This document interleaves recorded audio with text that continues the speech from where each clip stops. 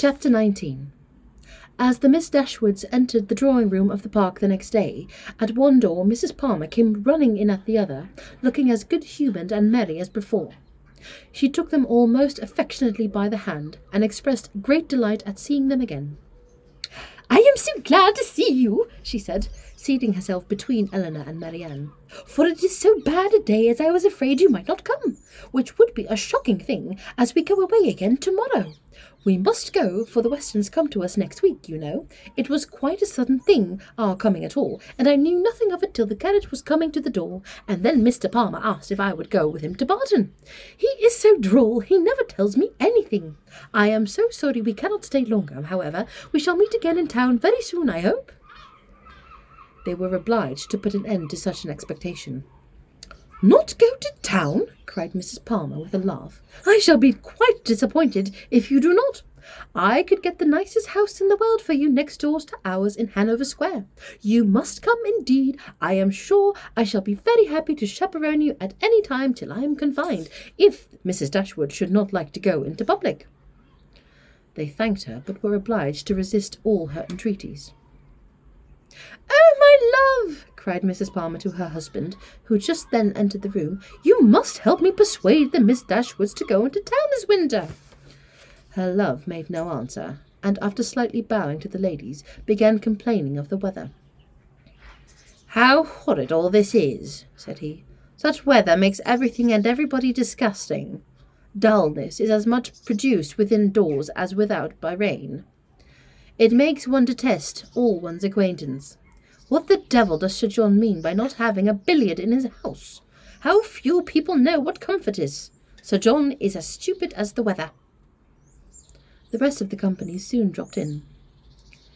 "I am afraid, Miss Marianne," said Sir John, "you have not been able to take your usual walk to Allenham today." Marianne looked very grave and said nothing. "Oh, don't be so sly before us," said Mrs. Palmer, "for we know all about it, I assure you.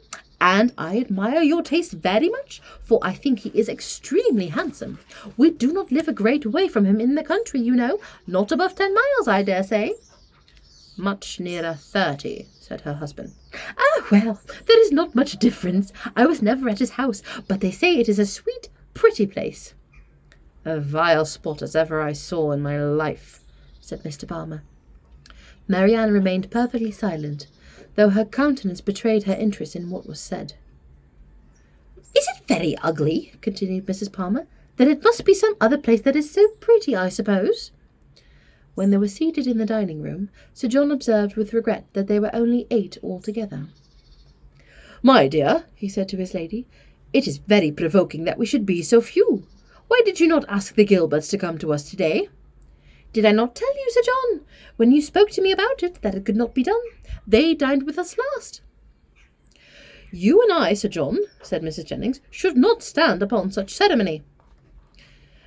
"Then you would be very ill-bred," cried Mr. Palmer. "My love, you contradict everybody," said his wife, with her usual laugh. "Do you know that you are quite rude?" "I did not know I contradicted anybody in calling your mother ill-bred." "Aye, you may abuse me as you please," said the good-natured old lady. "You have taken Charlotte off my hands, and you cannot give her back again. So there, I have the whip-hand of you." Charlotte laughed heartily to think that her husband could not get rid of her, and exultingly said she did not care how cross he was to her, as they must live together. It was impossible for anyone to be more thoroughly good-natured or more determined to be happy than Mrs. Palmer. The studied indifference, insolence, and discontent of her husband gave her no pain, and when he scolded or abused her, she was highly diverted. "Mr. Palmer is so droll," she said in a whisper to Eleanor. "He is always out of humour." Eleanor was not inclined, after a little observation, to give him credit for being so genuinely and unaffectedly ill-natured or ill-bred as he wished to appear. His temper might perhaps be a little soured by finding, like many others of his sex, that though some unaccountable bias in favour of beauty, he was the husband of a very silly woman. But she knew that this kind of blunder was too common for any sensible men to be lastingly hurt by it. It was rather a wish of distinction, she believed, which produced his contemptuous treatment of everybody and his general abuse of everything before him. It was the desire of appearing superior to other people. The motive was too common to be wondered at, but the means, however they might succeed by establishing his superiority in ill-breeding, were not likely to attach any one to him except his wife. "Oh, my dear Miss Dashwood," said Mrs. Palmer soon afterwards, "I have got such a favour to ask you and your sister. Will you come and spend some time at Cleveland this Christmas? Now, pray, do, and come while the Westons are with us. You cannot think how happy I shall be. It will be quite delightful. My love," appearing to her husband, "don't you long to have the Miss Dashwoods come to Cleveland?" "Certainly," he replied with a sneer. "I came into Devonshire with no other view." "There now," said his ladies, "you see, Mr. Palmer expects you, so you cannot refuse to come." They both eagerly and resolutely declined her invitation. "But indeed you must and shall come. I am sure you will like it. Of all things, the Westons will be with us, and it will be quite delightful. You cannot think what a sweet place Cleveland is, and we are so gay now, for Mr. Palmer is always going about the country, canvassing against the election, and so many people come to dine with us that I never saw before. It is quite charming, but poor fellow, it is very fatiguing for him, for he is forced to make everybody like him." Elinor could hardly keep her countenance as she assented to the hardship of such an obligation. "How charming it will be," said Charlotte, "when he is in Parliament, won't it? How I shall laugh! It will be so ridiculous to see all his letters directed to him with MP. But do you know, he says he will never frank for me. He declares he won't. Don't you, Mr. Palmer?" Mr. Palmer took no notice of her. "He cannot bear writing, you know," she continued. "He says it's quite shocking." "No," said he, "I never said anything so irrational. Don't palm all your abuses of language upon me." "There now, you see how droll he is. This is always the way with him. Sometimes he won't speak to me for half a day together, and then he comes out with something so droll, all about anything in the world." She surprised Elinor very much, as they returned into the drawing-room, by asking whether she did not like Mr. Palmer excessively. "Certainly," said Elinor. "He seems very agreeable." "Well, I am glad you do. I thought you would. He is so pleasant, and Mr. Palmer is excessively pleased with you and your sisters, I can tell you. And you can think of how disappointed he will be if you don't come to Cleveland. I can't imagine why you should object to it." Elinor was again obliged to decline her invitation, and by changing the subject put a stop to her entreaties. She thought it probable that, as they lived in the same country, Mrs. Palmer might be able to give some more particular account of Willoughby's general character than could be gathered from the Middletons' partial acquaintance with him, and she was eager to gain from any one such a confirmation of his merits as might remove the possibility of fear for Marianne. She began by inquiring if they saw much of Mr. Willoughby at Cleveland, and whether they were immediately acquainted with him. "Oh dear, yes, I know him extremely well," replied Mrs. Palmer. "Not that I ever spoke to him, indeed, but I have seen him for ever in town. Somehow or other, I never happened to be staying at Barton while he was at Allenham. Mamma saw him once before, but I was with my uncle at Weymouth. However, I dare say we should have seen a great deal of him in Somersetshire, if I had not happened, very unluckily, that we should never have been in the same country together. He is very little at Combe, I believe, but if he were ever so much there, I do not think Mr. Palmer would visit him, for he is of the opposition, you know, and besides, it isn't such a way off. I know why you inquire about him very well. Your sister is to marry him. I am monstrous glad of it, for then I shall have her for neighbour, you know." "Upon my word," replied Elinor, "you know much more of the matter than I do, if you have any reason to expect such a match." "Don't pretend to deny it, because you know it is what everybody talks of. I assure you I heard it on my way through town." "My dear Mrs. Palmer." "Upon my honour I did.